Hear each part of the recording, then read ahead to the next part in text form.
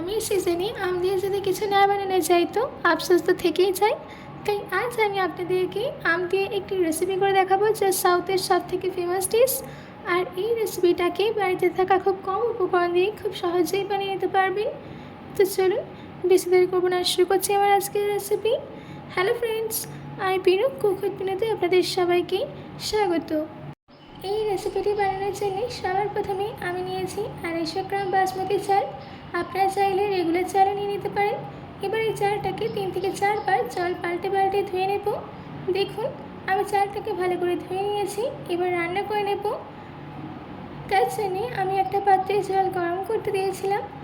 এবার এই ধুয়ে রাখা বাসমতি চালটাকে জলের মধ্যে দিয়ে দিতে হবে। একটু মিশিয়ে নিচ্ছি। এবার ঢাকা দিয়ে 90% রান্না করে নেব। ঢাকাটা আমি খুলে দেখাচ্ছি। দেখুন 90% রান্না করা হয়ে গেছে। আমাদের ভাত একদম রেডি। এবার জল থেকে এই ভাতগুলোকে ছেঁকে তুলে নিতে হবে।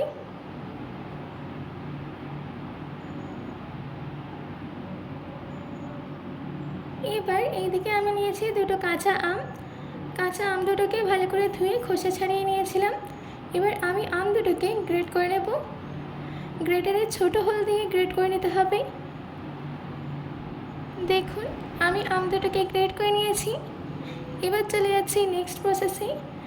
তার জন্যে আমি একটা কড়াইতে দিয়ে দিচ্ছি 4 চামচের মতো সর্ষের তেল।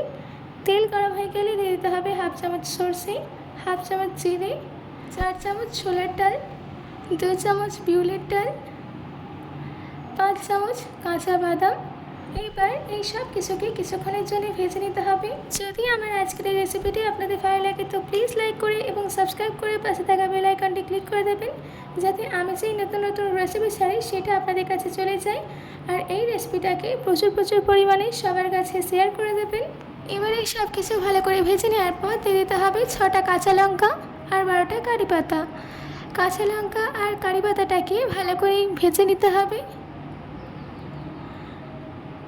কাঁচা লঙ্কা আর কারি পাতা ভেজে নেওয়ার পর এর মধ্যে দিয়ে দিতে হবে গ্রেট করে নেওয়া কাঁচা আম। কাঁচা আমটাকেও এদের সঙ্গে ভালো করে ভেজে নিতে হবে।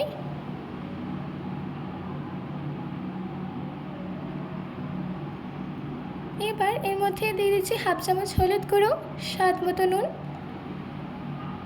ভালো করে মিশিয়ে নিচ্ছি।